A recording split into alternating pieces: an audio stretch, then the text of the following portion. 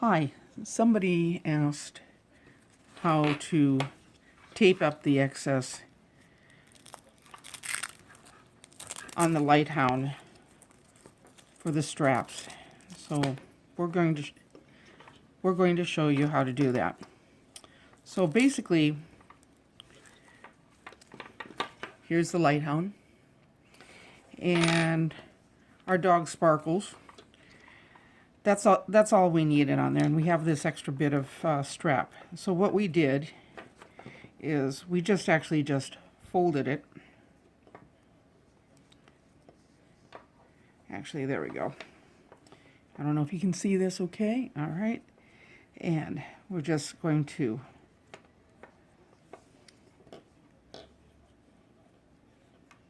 fold it and fold it again and continue to fold it until you get it down to here. And then once you fold down here, you can wrap this Velcro here, because it's got kind of a tightness to it, and you just wrap that Velcro all the way around so it looks like this, and it doesn't come out. That's all you need to do.